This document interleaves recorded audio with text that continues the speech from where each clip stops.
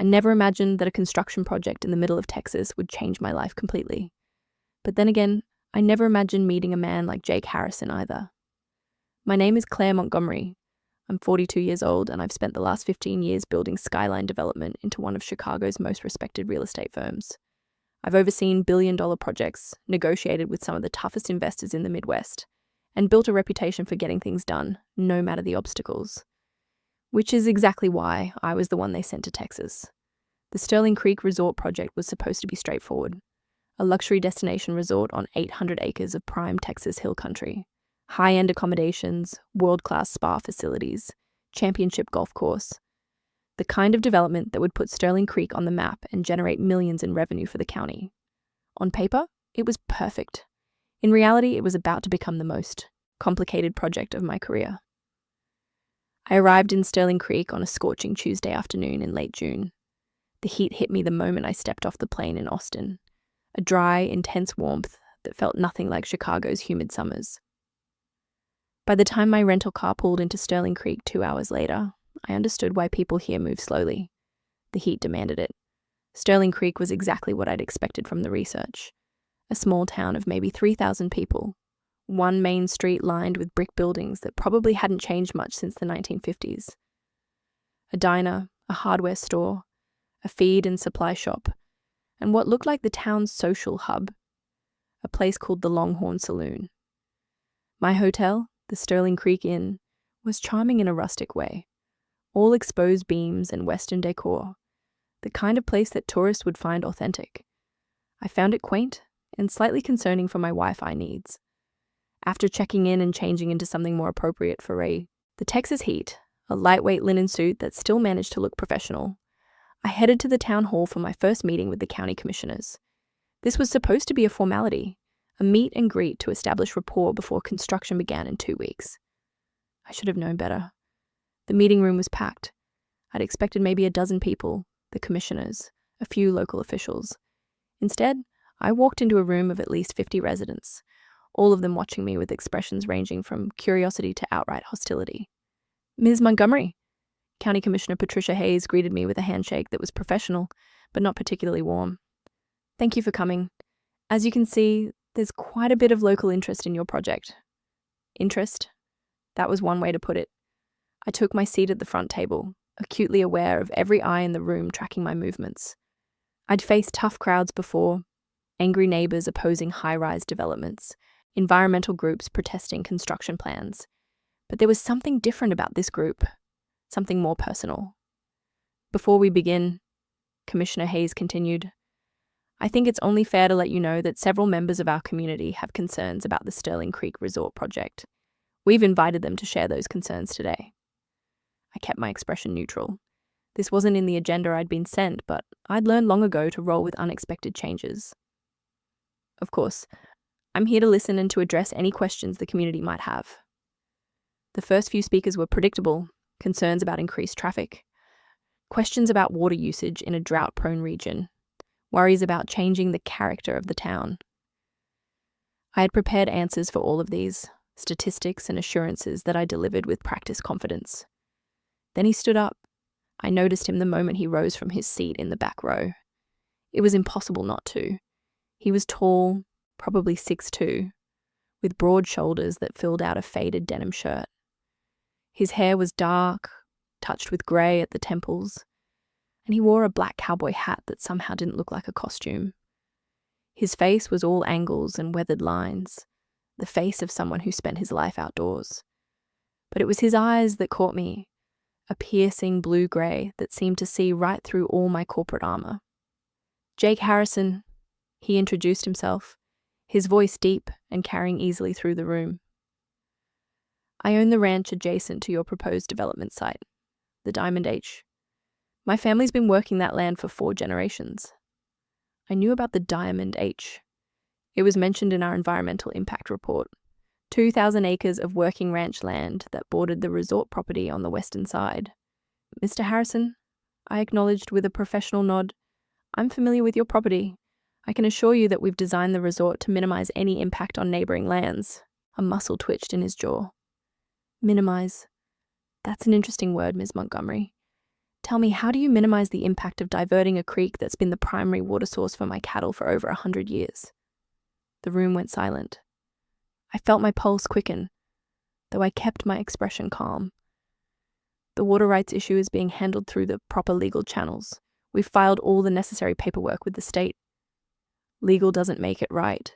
He cut me off, his voice harder now. That creek flows through my land before it reaches yours. My livestock depend on it.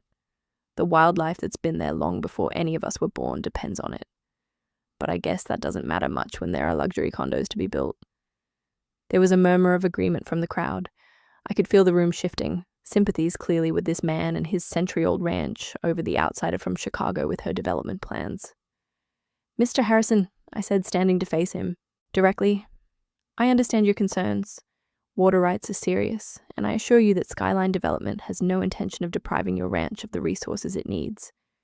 Perhaps we could arrange a time to meet privately and review the water management plans in detail." He held my gaze for a long moment, those blue-gray eyes assessing me with an intensity that made something flutter unexpectedly in my chest. Finally, he nodded once, sharp and definitive. "Tomorrow morning, 7 a.m. at the Diamond H. You know where it is?" "I'll find it." "Good." He settled his hat more firmly on his head. "Because I'm going to show you exactly what your resort is going to destroy." With that, he turned and walked out, several townspeople following him.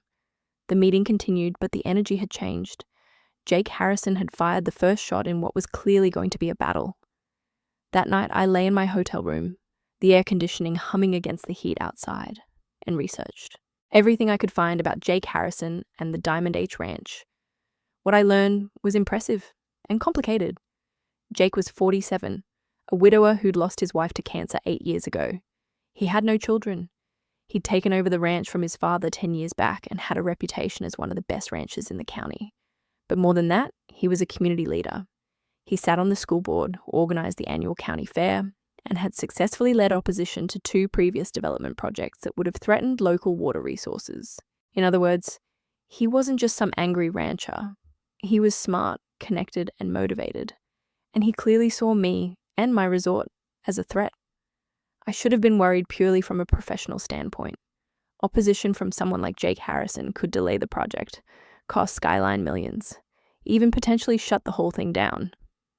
But as I stared at his photo in a local newspaper article, an image of him at some charity event wearing a suit that still couldn't quite disguise his essentially rugged nature, I felt something else entirely, something I hadn't felt in years. Anticipation. The Diamond H Ranch was 20 miles outside Sterling Creek, down a 2-lane highway, and then another 10 minutes on a gravel road that kicked up dust behind my rental car. The landscape was beautiful in a stark way, all rolling hills covered in dry grass, clusters of live oak trees, and an endless expanse of sky. I arrived at exactly 7 a.m. because punctuality was both a professional necessity and, in this case, a small statement of respect. I wasn't going to give Jake Harrison any excuse to dismiss me as some careless city developer. The ranch house was a low-slung structure of stone and wood, clearly old but well-maintained.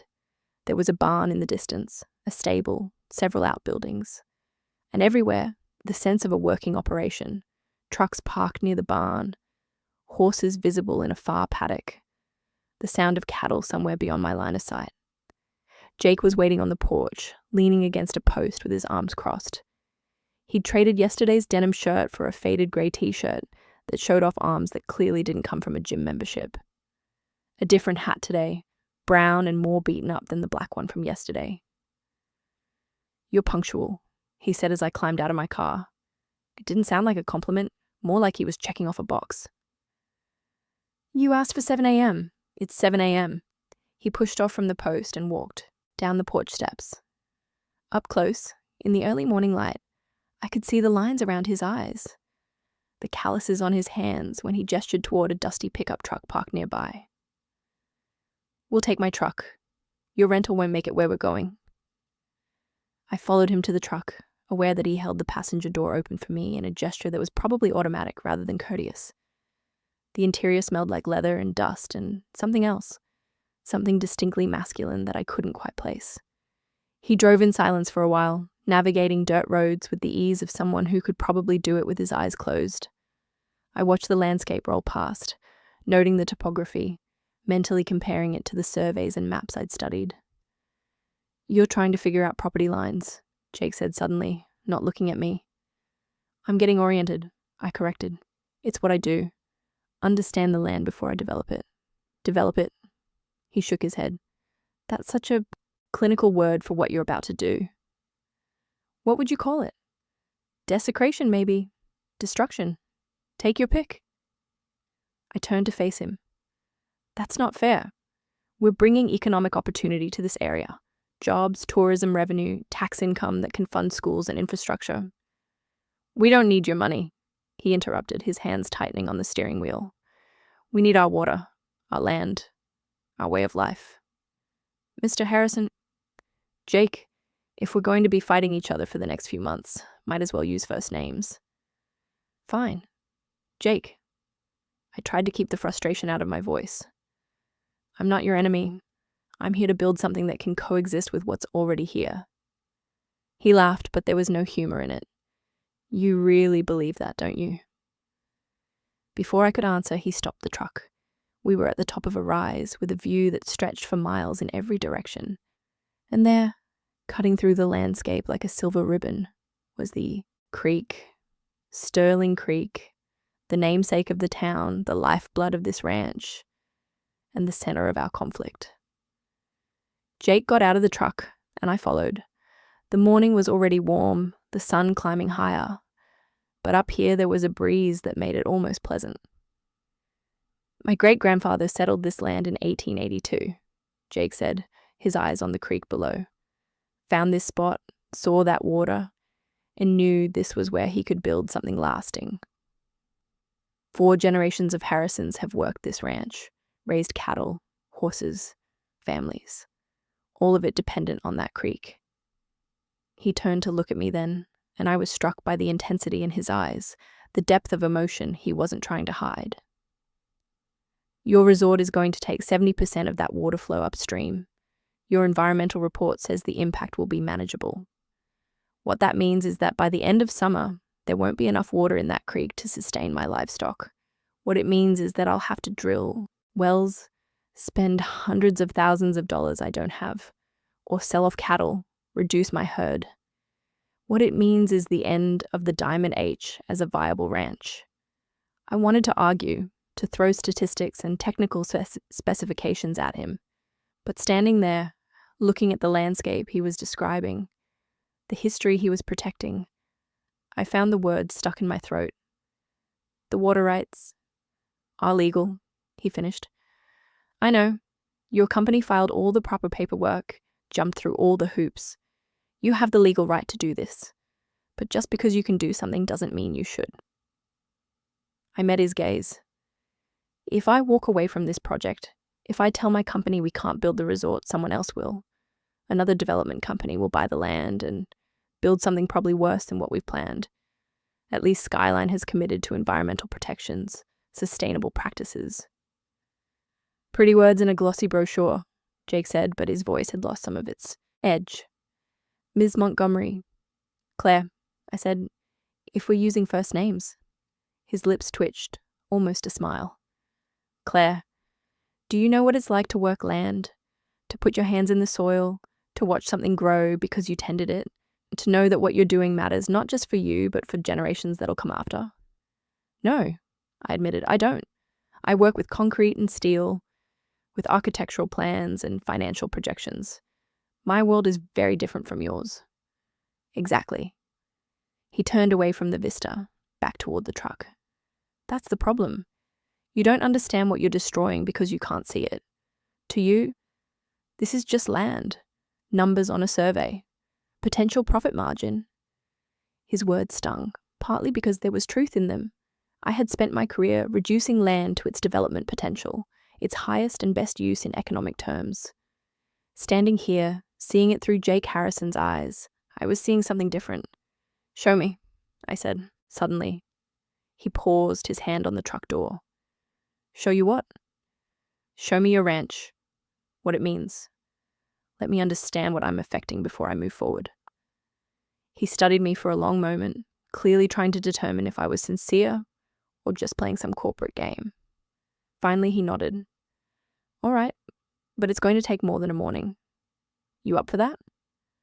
I'm here for 2 weeks, I said. I'll make time. What followed was an education unlike anything I'd experienced in my professional life. Over the next several days, Jake showed me his operation. I watched him work with his cattle, saw the careful management required to keep a herd healthy in the Texas heat. I met his ranch hands, men who'd worked for his father and now worked for him, who spoke about the Diamond H with the kind of loyalty you can't buy. He explained the ecology of the region, how the creek supported not just his ranch, but a whole ecosystem of wildlife. He showed me where his great-grandfather had built the first homestead, the foundation stones still visible among the newer structures. And slowly, despite my intentions to remain professional and detached, I began to see what he saw. Not just land, but legacy. Not just resources, but relationships between earth and animal and human that had developed over generations. I also began to see Jake Harrison himself differently.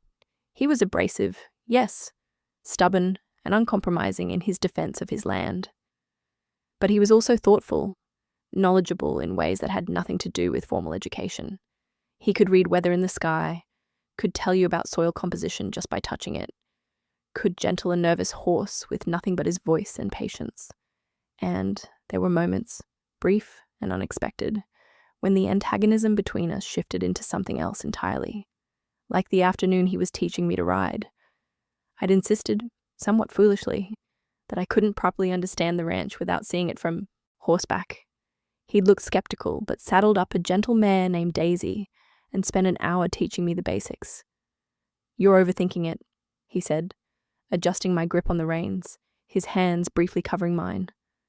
Stop trying to control everything and just feel the horse's rhythm. His touch sent an unexpected jolt of electricity up my arms. I glanced at his face and caught him looking at me with an expression I couldn't quite read. For just a second, the air between us felt charged, heavy with something neither of us was willing to acknowledge. Then he stepped back, clearing his throat. Try it again. Or the evening he invited me to stay for dinner after a particularly long day of reviewing survey maps and water flow charts. His housekeeper, a formidable woman named Rosa, who'd been with the family for decades, had made a spread that would feed an army. Rosa's convinced I'm starving, Jake said, passing me a bowl of something that smelled amazing. She's been trying to fatten me up since my wife died. It was the first time he'd mentioned his late wife directly. I saw the shadow that crossed his face, the grief that was still there even after 8 years. Tell me about her, I said softly. He was quiet for a moment, his fork pausing midway to his mouth. She was the heart of this place. Grew up on a ranch 3 counties over. Understood this life better than anyone. When she got sick, she made me promise I'd keep the Diamond H going, that I'd fight for it no matter what. His eyes met mine. That's what I'm doing. Fighting for it. For her. In that moment, I understood something crucial. This wasn't just about water rights or land use. For Jake, this was personal in ways that went far deeper than economics or even heritage. This was about honoring a promise to someone he'd loved and lost. And that complicated everything. Hey, I'd love to know where you're listening from. Drop your city in the comments below. By the end of my first week in Sterling Creek, the lines between professional and personal had become dangerously blurred. I was still committed to the resort project. It was what I'd been sent to do, and I believed in the benefits it would bring. But I was also genuinely grappling with Jake's concerns, spending my evenings reviewing engineering reports and looking for ways to minimize the impact on his water supply. My corporate office back in Chicago wasn't happy with the delays. Claire, what's going on down there? My boss, Richard Stratton, demanded over the phone.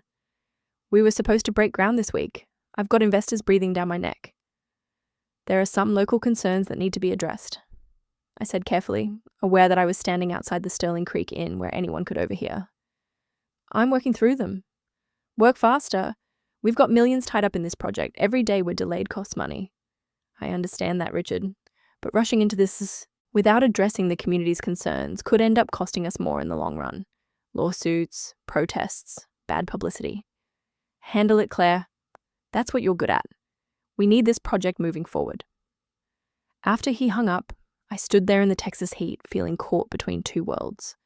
The corporate world I'd lived in for 15 years, where success was measured in profits and completed projects.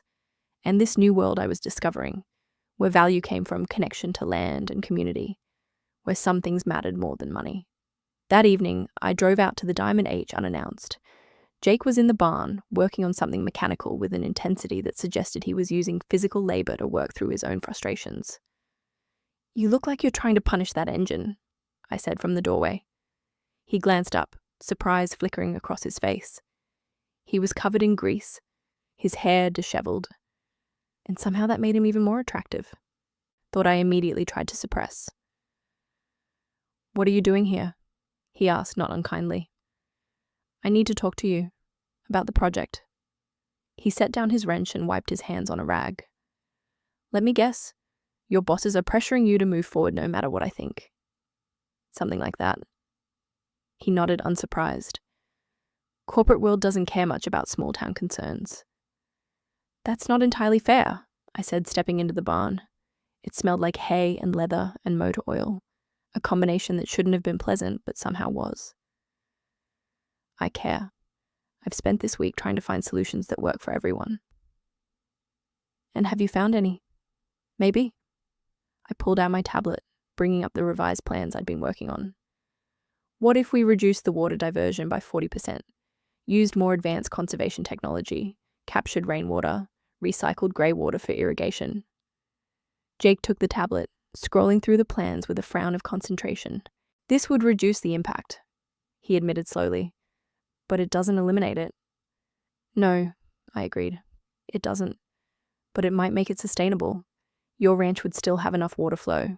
It would require some adjustments on your end, maybe some infrastructure improvements that Skyline could help fund, but it could work." He looked up from the tablet, his eyes searching mine. "Why are you doing this? Your company could just push through the original plans. You've got the legal right."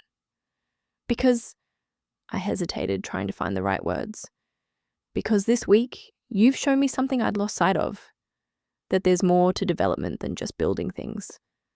That the land, the people, the history, all of it matters. And because I don't want to be the person who destroys your ranch. Your legacy." The air between us shifted again, that electric tension I'd been trying to ignore becoming impossible to deny. Jake set the tablet down carefully, never breaking eye contact. "You're not what I expected," he said quietly. "What did you expect?" "Some corporate shark. Someone who'd see this land as nothing but dollar signs." He took a step closer. "Someone who wouldn't care about an old cowboy and his ranch."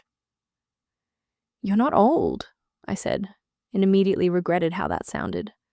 "I mean, I know what you mean." Another step closer. We were less than 2 feet apart now, close enough that I could see flecks of gold in his grey-blue eyes, could smell his scent underneath the grease and sweat. Something fundamentally masculine and appealing. "This is a bad idea," I said, but I didn't move away. "What is?" "Whatever this is. This tension. I'm here for a job, Jake, and you and I are on opposite sides." "Are we?" His hand came up, his fingers gently touching my cheek, tracing the line of my jaw. The calluses on his hands were rough against my skin, and the contrast sent shivers down my spine. "Yes," I whispered, but even I could hear lack of conviction in my voice. "I don't know, Claire." His thumb brushed across my lower lip, his eyes following the movement. "Feels like maybe we're on the same side of something else entirely." I should have stepped back, should have maintained my professional boundaries, should have remembered all the reasons why getting involved with him would be disastrous for the project, my career, everything. Instead, I closed the distance between us and kissed him. It wasn't a gentle kiss. There was too much tension, too much frustration and attraction that had been building all week. His arms came around me immediately, pulling me against him, one hand tangling in my hair while the other pressed against the small of my back. I'd kissed men before. I'd been married, divorced. I'd had relationships. But this was different. This was fire and urgency and a connection that went beyond physical. This was weeks of arguing and challenging each other, culminating in something that felt inevitable. When we finally broke apart, both breathing hard, Jake rested his forehead against mine. "Well," he said, his voice rough, "that complicates things." I laughed, a slightly breathless sound. "That's an understatement." He pulled back enough to look at me, his expression serious. "I need to know this isn't some strategy, some way to soften me up about the project." The fact that he had to ask hurt, but I understood why. "It's not," I said firmly. "Jake, I don't mix business and personal. What just happened? That was me, not the corporate representative. That was real." He searched my face for a long moment, then nodded. "Okay, I believe you. But we need to keep this separate," I continued, trying to sound more certain than I felt. "The project negotiations and whatever this is, they can't influence each other." "Agreed." He smiled, a real smile that transformed his face. Made him look years younger. Though I'm not sure how we're going to manage that. We're both adults. We'll figure it out. Famous last words. The next week was an exercise in discipline and failure. During the days, we maintained a professional relationship. I worked with the engineers from Skyline, implementing the reduced water diversion plans. Jake met with environmental lawyers, ensuring that all our modifications were legally binding. We had formal meetings with the county commissioners, public forums with concerned citizens. But in the evenings, all that professionalism evaporated.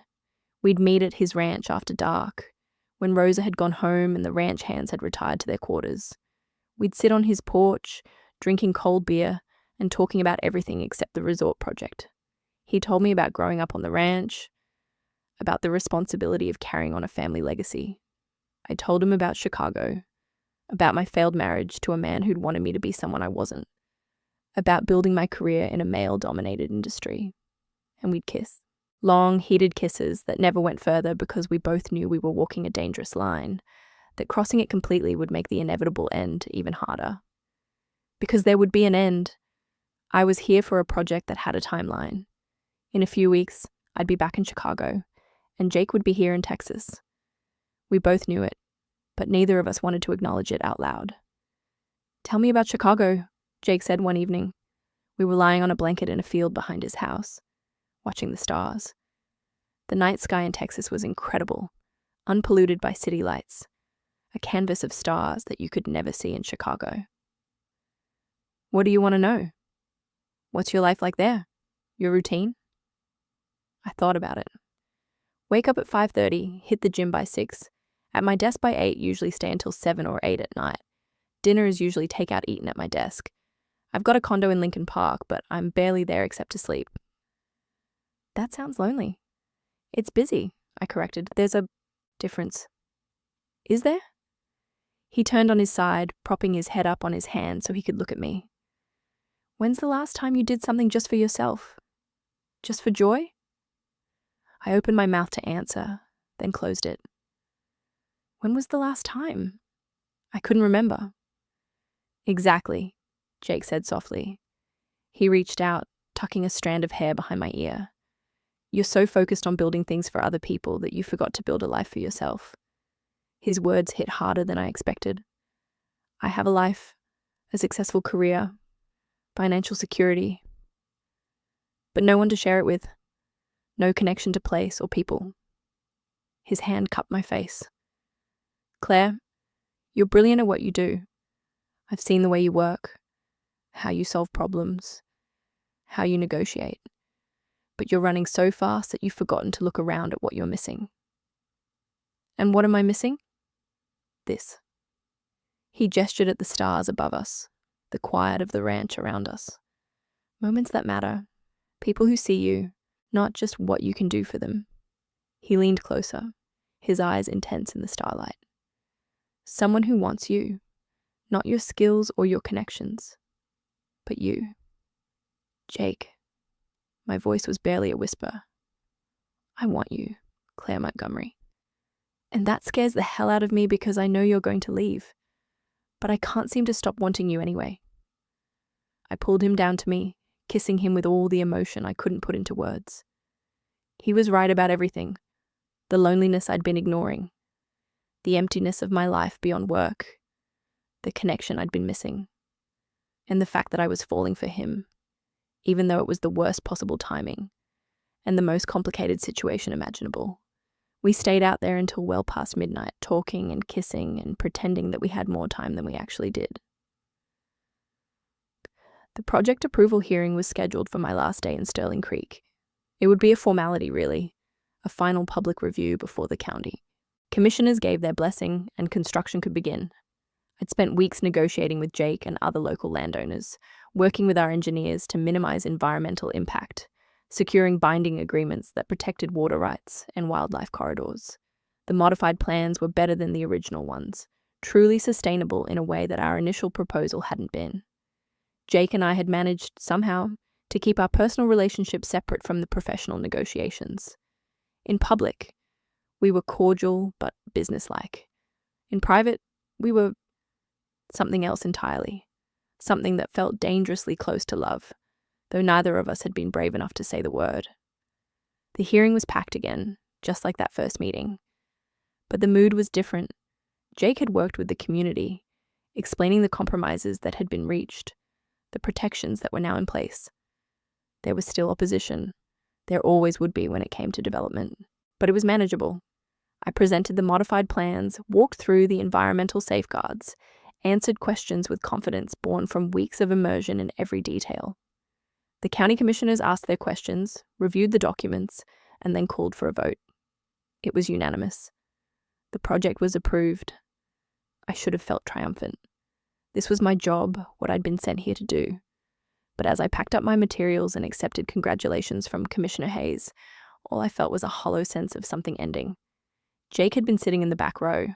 After the vote, he stood up and walked out without looking at me. I found him an hour later at the ranch, in the barn where we'd first kissed. He was standing at the door looking out at his land, at the creek that would still flow even with the resort upstream. "You won," he said without turning around. "Congratulations." "Jake?" "No, I mean it." He finally turned to face me. "You did what you came here to do, and you did it better than I thought possible. The protections you built in, the compromises you made, they're real. You actually gave a damn." "Of course I did." I moved closer to him. "You showed me why it mattered." "Yeah." His smile was sad. "And now you're leaving." It wasn't a question. We both knew that my flight back to Chicago was booked for tomorrow afternoon. "I have to," I said, even though every part of me wanted to stay. "The project approval is just the beginning. There's still construction management, ongoing coordination with your land, quarterly environmental reviews, all of which someone else can handle." Jake closed the distance between us. "You've done your part, Claire. Your company has other projects, other places that need your expertise." He was right. Skyline was already talking about sending me to Houston next, a high-rise development that was even more complex than this one. "I don't want to go," I admitted, "but you will."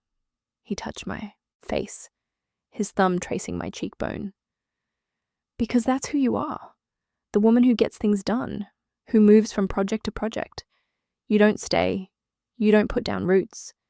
You build things for other people and then you leave." "That's not fair," I said, but I could hear the truth in his words.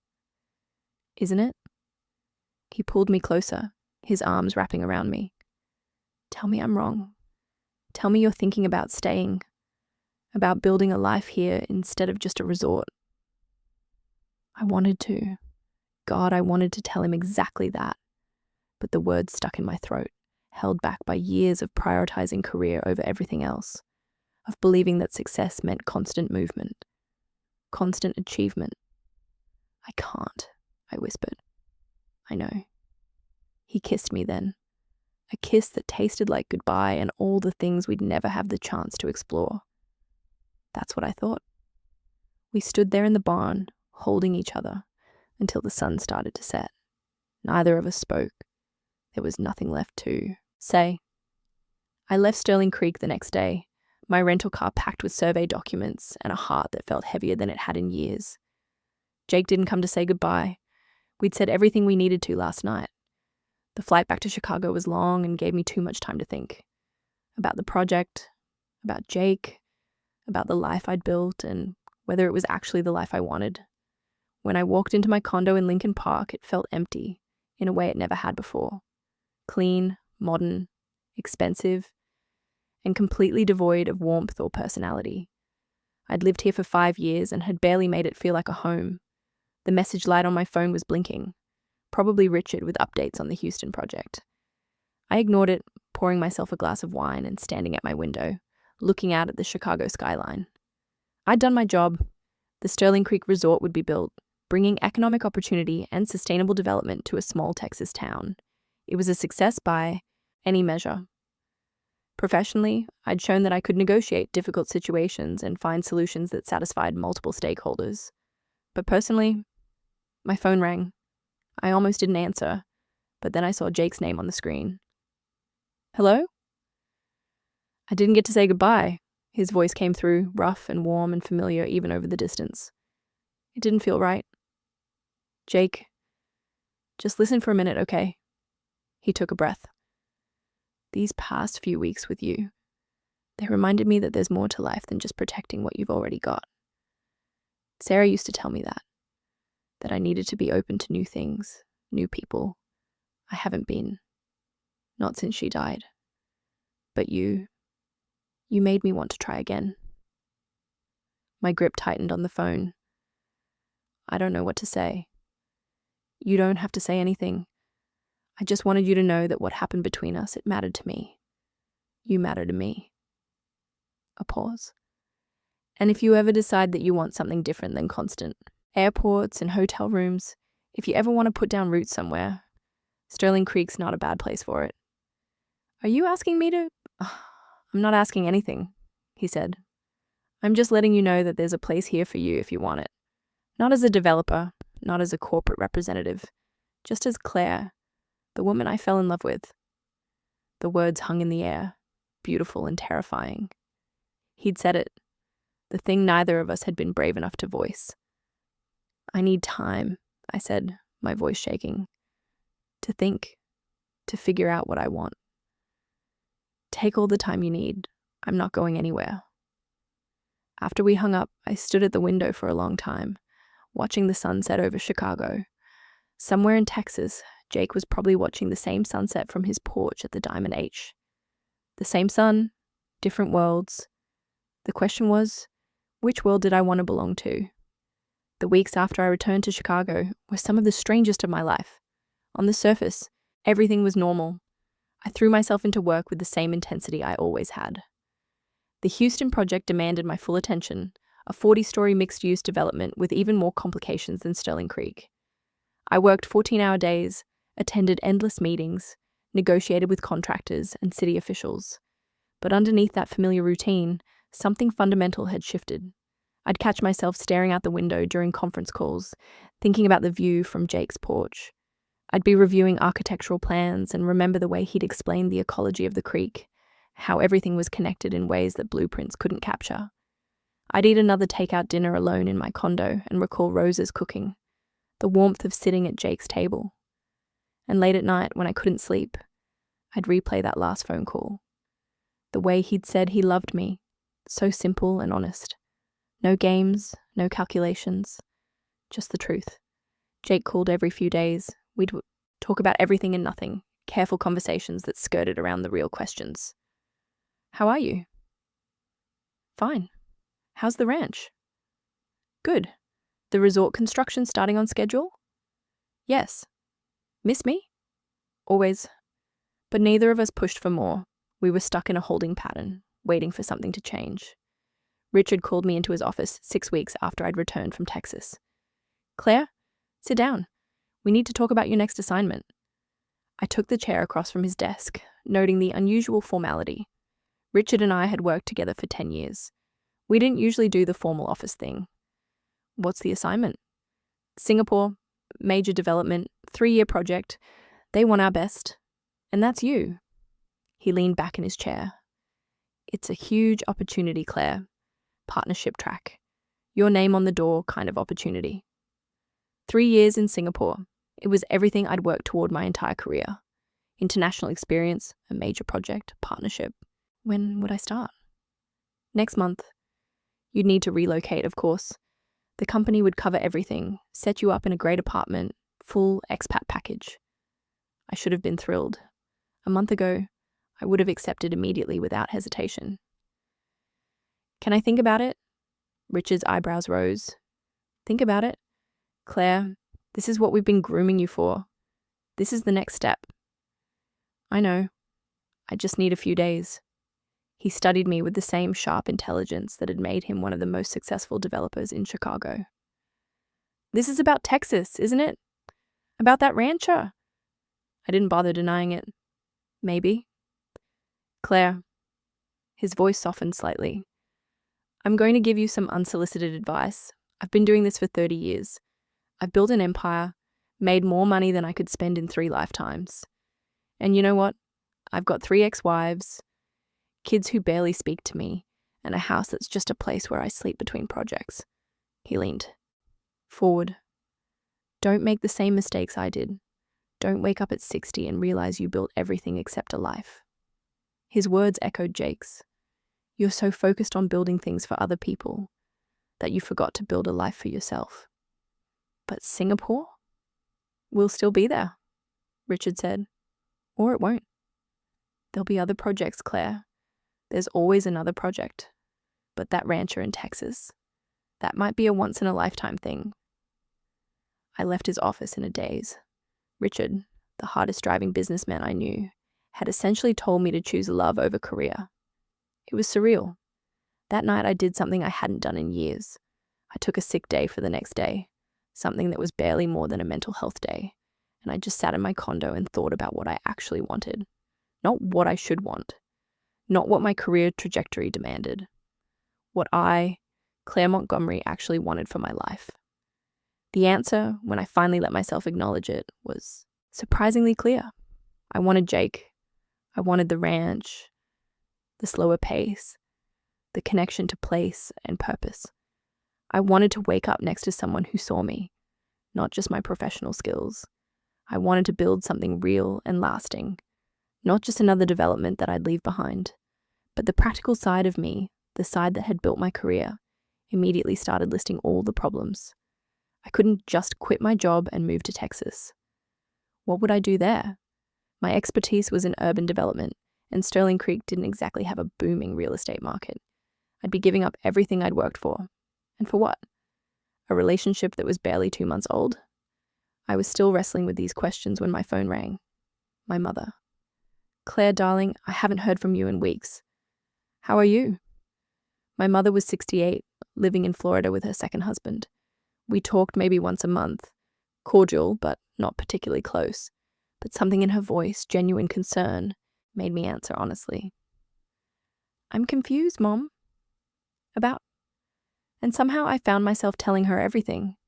About Jake, about the ranch, about the choice I was facing. She listened without interrupting, which was unusual for her. Your father and I got divorced because he chose his career over us, she said finally. Every time. He missed your school plays, your graduations, family dinners. He was always traveling, always working. And he was successful. Very successful. But when he died, Claire, his funeral was full of colleagues and business associates. People who respected him professionally, but didn't really know him. She paused. You're so much like him. Same drive, same focus. I've been proud of what you've accomplished, but I've also worried that you'd end up the same way. Successful and alone. I'm not alone, I said automatically. Aren't you? Her voice was gentle but firm. When's the last time you had dinner with friends? When's the last time you took a real vacation? When's the last time you did something just because it made you happy? I couldn't answer any of those questions. This man in Texas, my mother continued, does he make you happy? Yes. I said without hesitation. Then maybe that's your answer. I called Jake that night. It was late, past midnight, but I knew he'd be awake. Ranchers kept early hours, but they also kept late ones. Claire? His voice was alert immediately. Everything okay?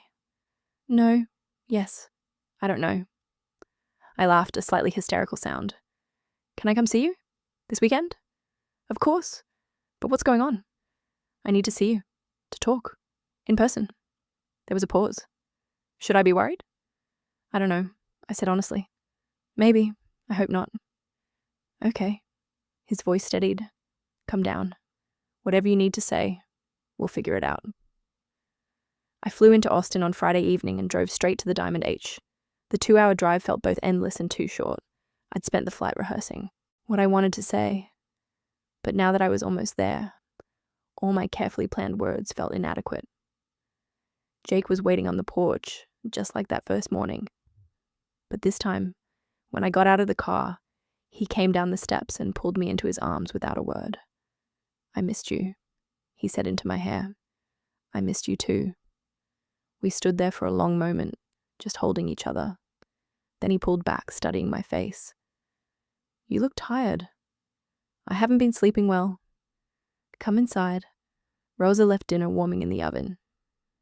Over pot roast and potatoes that tasted like home, I told him about Singapore, about the partnership opportunity, about the choice I was facing.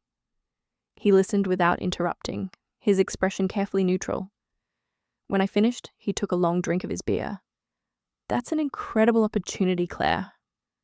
I know. Partnership, your name on the door, international experience.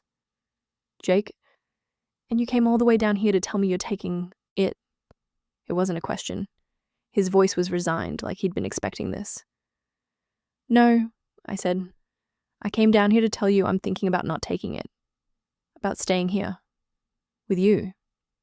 His hand, reaching for his beer, froze mid-motion. What? I said, I heard what you said, Claire, are you serious? I think so, yes. I mean, I took a breath trying to organize my chaotic thoughts.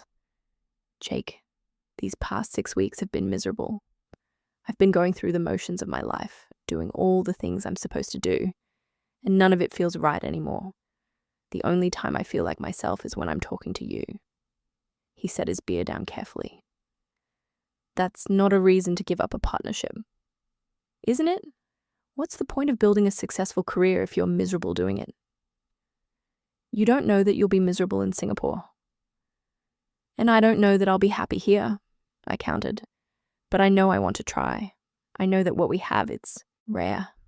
And I'm tired of always choosing work over everything else. Jake stood up, pacing to the window. Claire, I can't let you give up your career for me. What if it doesn't work out between us? What if you end up resenting me? What if it does work out? I stood too, moving to stand beside him. What if we could build something amazing together? He turned to face me. What would you even do here? You're a big city developer. Sterling Creek doesn't exactly have a lot of high-rise projects. I've been thinking about that, I said, warming to an idea that had been forming over the past few days. What if I started my own consulting firm? Sustainable development, helping small towns grow without losing their character. Using everything I learned here. Everything you taught me about balancing progress with preservation. His eyes widened. You've really thought about this. I have. And I know it's scary and uncertain and probably crazy. But Jake, I'm 42 years old. I've spent 20 years building a career, and I'm good at it. But I've never built a life. I want to build a life with you. Before you hear what happens next, I'd love to know where you're listening from. Drop your city in the comments. His hands cupped my face, his thumbs stroking my cheekbones. I love you, Claire Montgomery. I've been trying not to. Trying to protect myself from the inevitable goodbye. But I love you. I love you too, I said, the words feeling both terrifying and liberating. So, what do we do about it? Well, he said, a smile finally breaking across his face. I think we start by you staying the weekend. Then maybe you go back to Chicago, have a real conversation with your boss about what you want. Not what you should want, what you actually want. And if I decide to take the risk, to move here, then we figure it out together, one step at a time. He pulled me closer. But Claire, I need you to be sure. Don't give up everything on a maybe.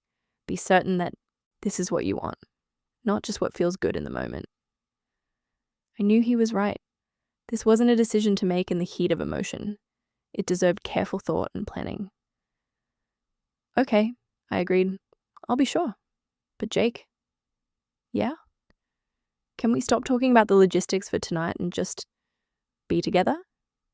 His answer was to kiss me, a kiss that promised everything we'd been holding back. His hands were in my hair, mine gripping his shoulders, and suddenly all the careful distance we'd maintained was gone.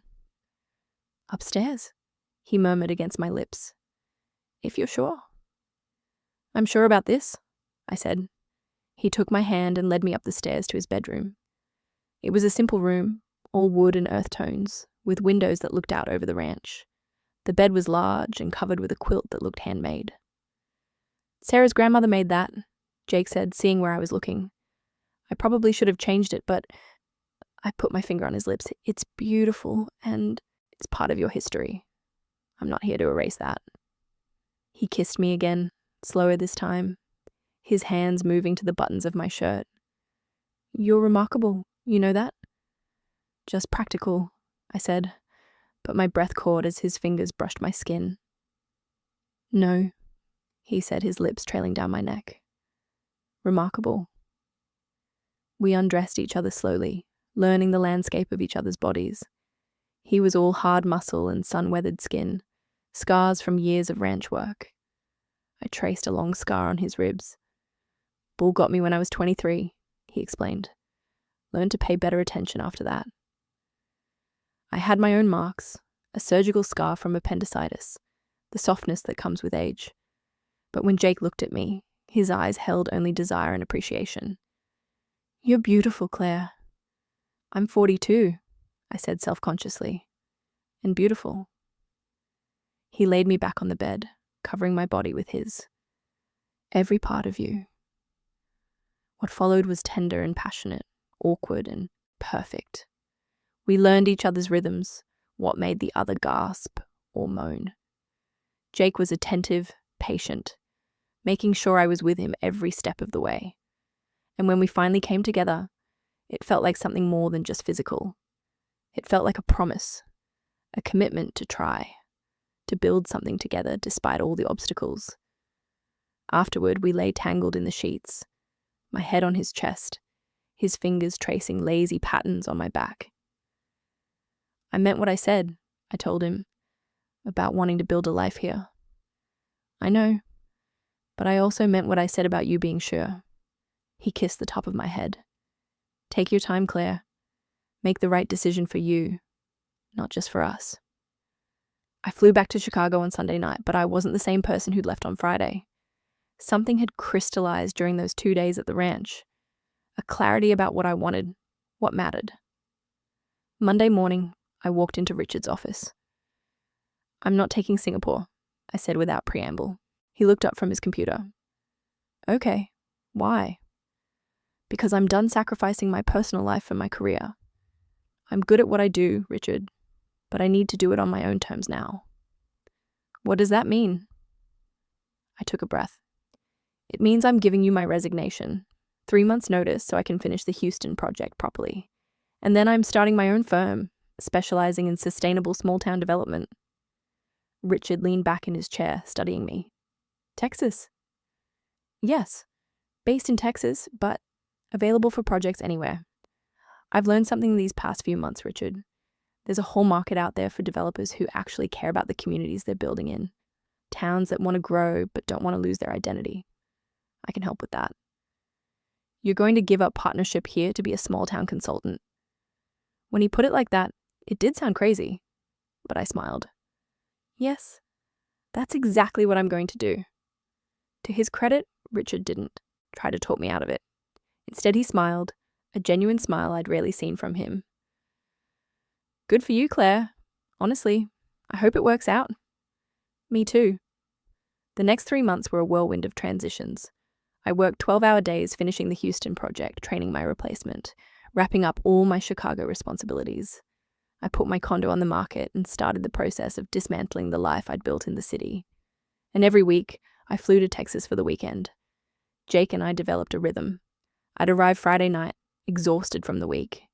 He'd have dinner waiting, and we'd talk about everything, my projects, his ranch, our plans for the future.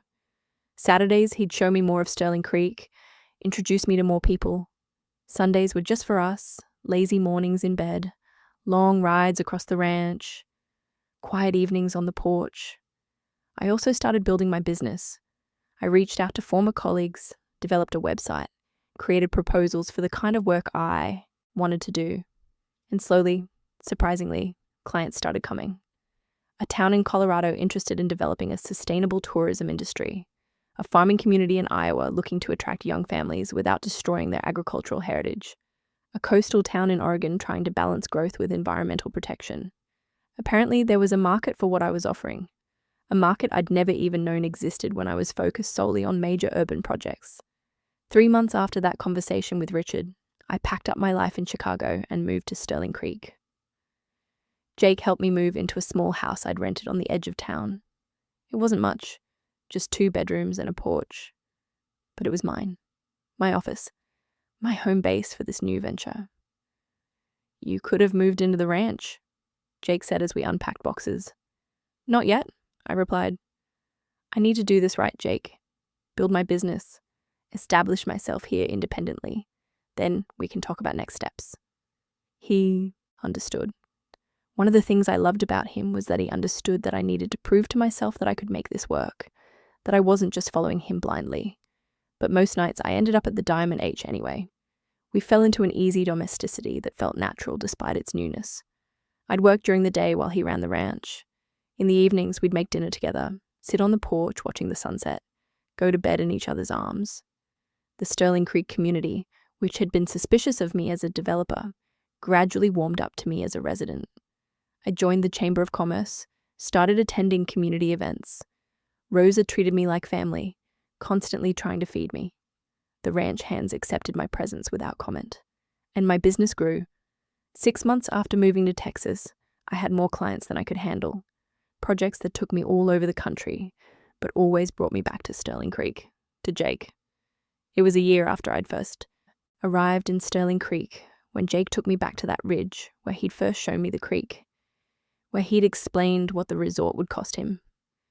"I have something to show you," he said, that same serious expression he'd worn a year ago. We stood at the top of the rise, looking down at the valley.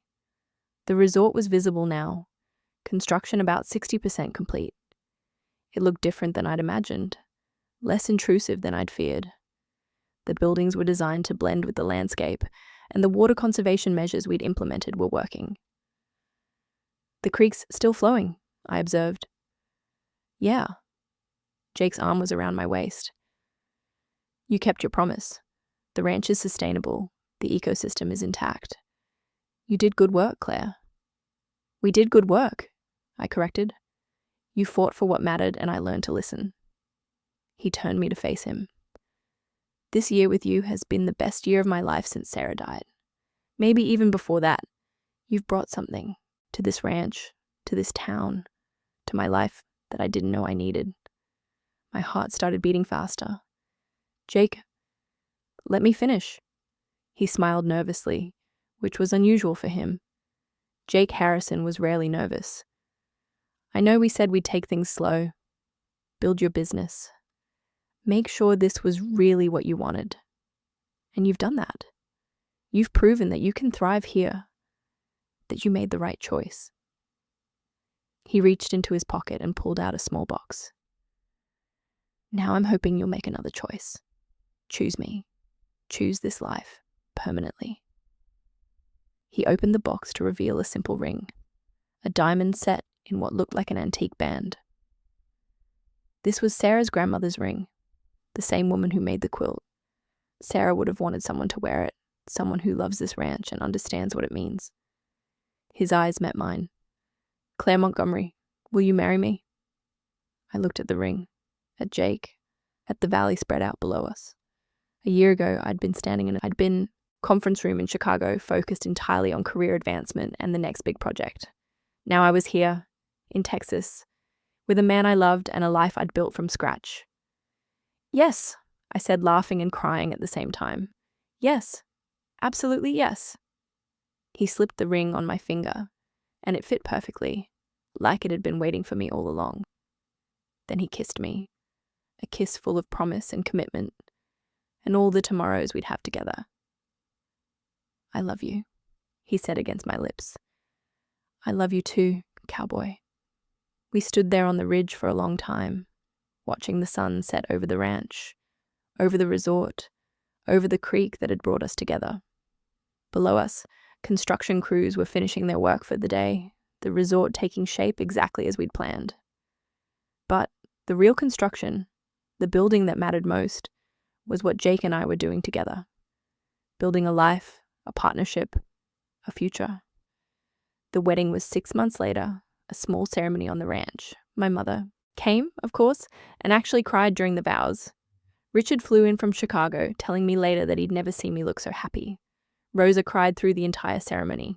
The ranch hands cleaned up impressively well in suits.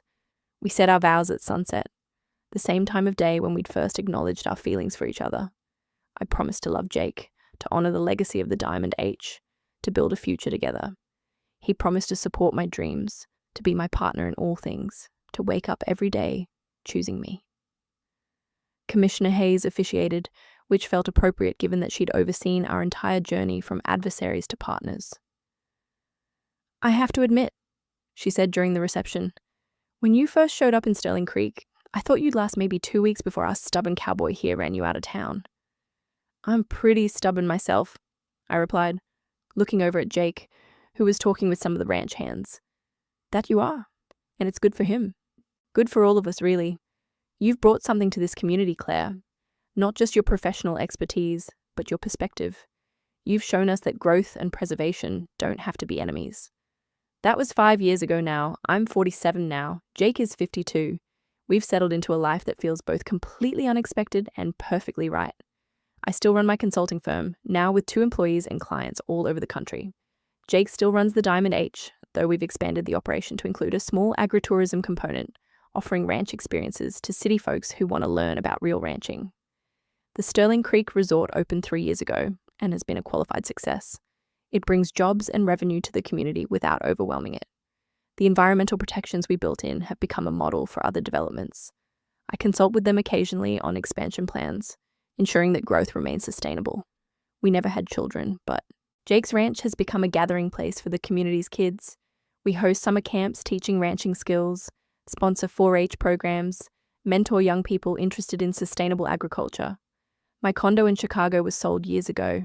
My home is here now, with Jake, on this ranch that has seeped into my bones the way it did with the 4 generations of Harrisons before me. I wake up to sunrises over the hills, go to sleep with Jake's arms around me, and in between, I do work that matters. Sometimes former colleagues from Chicago call, surprised that I'm still in Texas, still happy.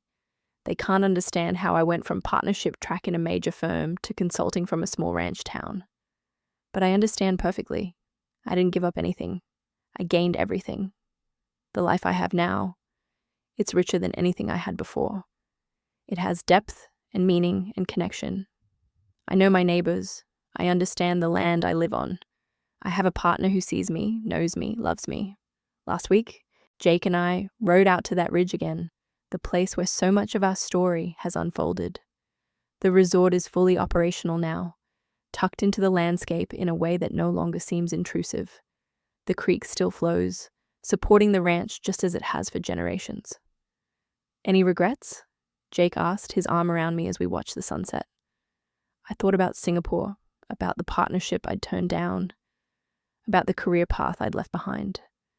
Then I thought about the life I'd built instead, the work I do that actually changes communities for the better, the love I've found, the home I've created. Not a single one, I said honestly. You? Only that I didn't find you sooner. He pulled me closer. But I guess everything happens when it's supposed to. Very philosophical for a cowboy. He laughed. You've rubbed off on me. I've rubbed off on you too, you know. You barely check your phone anymore. You know all the wildflowers by name, and last week I caught you humming country music. That was one time? Twice. But who's counting? He kissed me, soft and sweet and familiar. Thank you for taking the risk, Claire. For choosing this life. For choosing me. Thank you for showing me what I was missing, I replied. For teaching me that success isn't just about what you build, but who you build it with.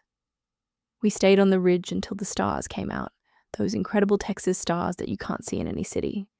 And I thought about the woman I'd been when I first came to Sterling Creek, so focused on the project, on the job, on everything except what actually mattered. That woman had built an empire of concrete and steel. This woman, the one I'd become, was building something far more valuable, a life full of love and purpose and connection. And it all started with a creek, a cowboy, and the courage to choose differently. If you've been with me through this entire journey, I hope it's reminded you of something important, that it's never too late to choose differently, never too late to take a risk on love, never too late to build the life you actually want instead of the life you think you should have. I was 42 when I met Jake, convinced that my life was set on a certain path. I was wrong. The best years of my life have been these past 5, and I have many more ahead. So if you're listening to this and thinking about your own choices, your own crossroads, I hope my story encourages you, whether you're 40 or 50 or 70, whether you're considering a career change or a relationship risk or a complete life transformation. Remember this, you deserve to be happy, not just successful. You deserve love, not just achievement. You deserve a life that feels full, not just productive. And sometimes that life is waiting for you in the most unexpected places. Sometimes it's wearing a cowboy hat and has calloused hands and eyes the color of a Texas sky before a storm. Sometimes it's everything you never knew you needed, from the Diamond H. Ranch in Sterling Creek, Texas. This is Claire Harrison, reminding you that the best developments aren't always buildings. Sometimes they're the ones we make in our own hearts. Did you enjoy this story? Please rate it from 0 to 10 in the comments below. Your feedback means everything and helps me create more content like this. Also, if you haven't already, let me know what city you're listening from. Thank you for spending the last hour with Claire and Jake. Until next time, remember, it's never too late to rewrite your story.